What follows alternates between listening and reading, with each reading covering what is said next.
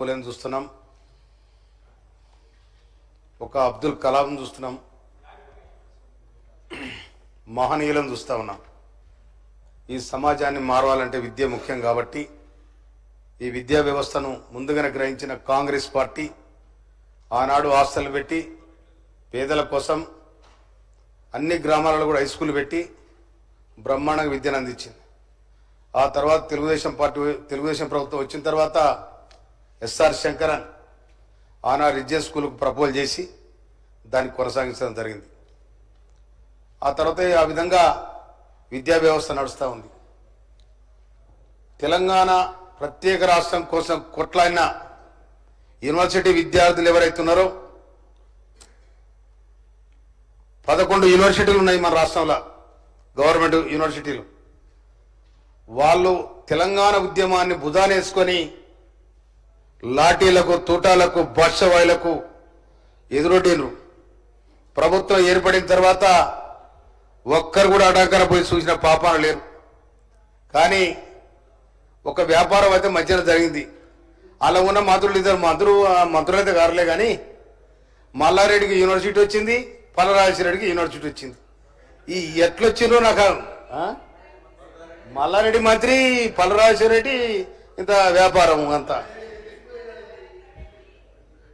అయితే వాళ్ళకైతే యూనివర్సిటీలు బాగానే వ్యాపారం అయింది కానీ మరి ఇది ఎట్లయిందో నాకు తెలియదు. నువ్వు ఆడున్నావు, నీకేం తెలుసు చెప్పు, నీకేం తెలుసు? నువ్వు అక్కడున్నావా ఇక్కడున్నావా? నువ్వు ఆడున్నావు ఇక్కడున్నావా అక్కడున్నావా? నీకేం తెలుసుకో. అయితే నువ్వు ఆడున్నావు, నువ్వు ఇక్కడనే ఒక్కలేవు, అడుగు అటు అంటాను, ఇటు పోయి ఇటు అంటున్నావు. దానికోసం మాట్లాడాలి అరవై నీకెక్కడిది లేదుకో. గౌరవ విద్య అనేది మానవాళికి మానవ మనుగడ సాధించాలన్న విద్య అవసరం. అధ్యక్ష, నేను మొన్న మా తుంగతుర్తి హెడ్క్వార్టర్లో ఒక రిజియన్ స్కూలు 8 గంటల పోయి విజిట్ చేసిన నేను. అక్కడ 36 మంది టీచర్స్ ఉండాలి. అక్కడ 36 మంది టీచర్స్ ఉండాలి. నేను పోయి అటెండ్ చూస్తే 5 మంది అటెండ్ అయ్యారు పేర్ల. అయితే నేను ఏంది కథ అంటే, సార్ 5 ఏళ్ళుగా ఇదే చదువుతుంది సార్ అంటారు. ఈ 5 ఏళ్ళ చదువు ఏంది? తర్వాత 670 మంది విద్యార్థులు ఉన్నారు. అక్కడ విద్యార్థులు ఉన్నారు, 5 మంది అటెండ్ అయ్యారు. తెల్లారితే ఎగ్జామ్స్ ఉన్నాయి అన్నాడు. సార్ ఎవ్వరు పట్టించుకోరు సార్, మమ్మల్ని 5 ఏళ్ళుగా గిట్టే ఉంటామా సార్ అంటారు. ఎమ్మడే కలెక్టర్ ఫోన్ చేసి ఇమ్మీడియట్ అందరూ మెమోలు ఇప్పించాలంటే కలెక్టర్ గారు, సూర్యాపేట కలెక్టర్ అందరూ మెమోలు ఇవ్వడం జరిగింది. అయితే నేను ఇంకొక మాట కూడా విజ్ఞప్తి చేస్తాను ప్రభుత్వానికి. రిజియన్ స్కూల్స్ కానీ ప్రభుత్వ హై స్కూల్స్ కానీ అన్నిటికీ కూడా టీచర్లకు బయోమెట్రిక్ పెట్టాలని మనం చేస్తా ఉన్నా నేను. ఎందుకంటే ఎవరు కూడా టైంలో వచ్చేయడానికి కనిపిస్తలేదు. ఎందుకంటే ఉదాహరణ నేను ఆ స్కూల్ విజిట్ చేసినాడో చూసిన నేను. కనుక ఇవన్నీ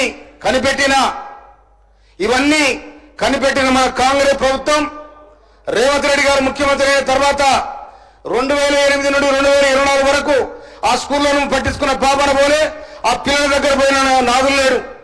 అందుకోసమని అర్ధాకలితో నిలబడిస్తున్న విద్యార్థులు ఎవరైతే ఉన్నారో వాళ్లకు పౌష్టికారం అందించాలి. వాళ్ళు పౌష్టికారంతో ఆరోగ్యవంతమైన పిల్లలుగా వాళ్ళు పైకొస్తే ఈ సమాజానికి మంచిగా ఆరోగ్యకరంగా ఉంటుందని చెప్పి రాష్ట్ర ప్రభుత్వం ఆలోచించి 40% మెస్ ఛార్జీలు పెంచడం, ఆడపిల్లలకు కూడా 200% కాస్మెటిక్ ఛార్జీలు పెంచడం జరిగింది. కనుక ఈ విద్యార్థులకు ఇవాళ మనం యువతలో ఉన్నప్పుడు ఒక మాట, అవతల పోయిన ఒక మాట. ఆబ్సెంట్ అయినరు, డ్రాప్ అవుట్ లెక్క మీరు తీసుకురా. ఎవరు డ్రాప్ అవుట్ ఎంత అయినా మీరు తీసుకురండి ఇట్లా మాట్లాడతాను. కనుక అర్థం పడతా లేకుండా ప్రభుత్వం మీద ఏదో బురద వెళ్దామని ప్రయత్నం చేయకండి. కానీ ఇలా గవర్నమెంట్ ఎప్పుడైతే మెస్ ఛార్జీలు, కాస్మెటిక్ ఛార్జీలు పెంచిండ్రో పిల్లలందరూ కూడా ఒక సిస్టమేటిక్ గా ఒక పద్ధతిగా మేము తప్పకుండా స్కూల్ పోవాలి, చదువుకోవాలి, పాస్ కావాలి అనే దాని మీద రిజియన్ స్కూల్లో పనిచేస్తా ఉన్నారు. అందుకోసమనే రేపు రిజియన్ స్కూల్లో ఇవాళ నిజంగా జూన్ 12 తారీఖు నాడు స్కూలు ప్రారంభమైన నాడు వాళ్ళ ఓన్ డ్రెస్సులు, షూలు అన్ని కూడా ఏదో జరుగుతూ ఉంది.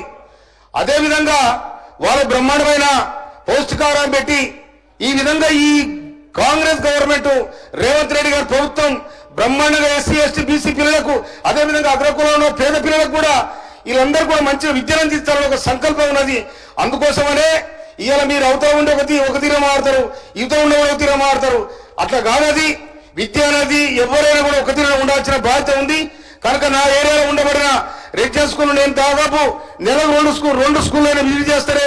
నేను నా జీతం రాగానే ఫస్ట్ నేను ఎమ్మెల్యే అయిన తర్వాత నా జీతం మొట్టమొదటి జీతం కూడా స్కూల్కు నేను డొనేషన్ కూడా చేసిన. ఎందుకంటే నేను హైదరాబాద్ పబ్లిక్ స్కూల్కు SC ST parents committee president గా ఉండి అప్పుడు చంద్రబాబు నాయుడు రిజర్వేషన్ తీసేస్తే కొట్లాడి మళ్ళీ రిజర్వేషన్ కంటిన్యూ చేపిస్తే వేలాది మంది పిల్లలు అక్కడ చదువుతా ఉన్నారు.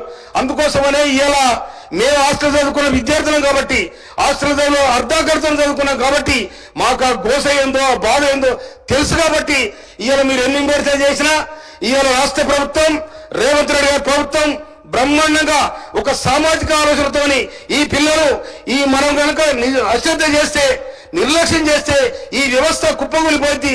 రేపటి తరానికి మనం ముందు వరుసలో పెట్టలేని ఉద్దేశంతో రేవంత్ రెడ్డి గారి ప్రభుత్వ విద్యార్థుల బ్రహ్మాండమైన సంకల్పంతో ఉంది. అందుకోసమే ఈ విద్యను కూడా మనం ముందు తీసుకుపోవడానికి రాష్ట్ర ప్రభుత్వానికి పూర్తిగా సహకరించాలని మనం చేస్తున్నాం. ఈ అవకాశం ఇచ్చేందుకు మీకు ధన్యవాదాలు. శ్రీ ఆదినారాయణ.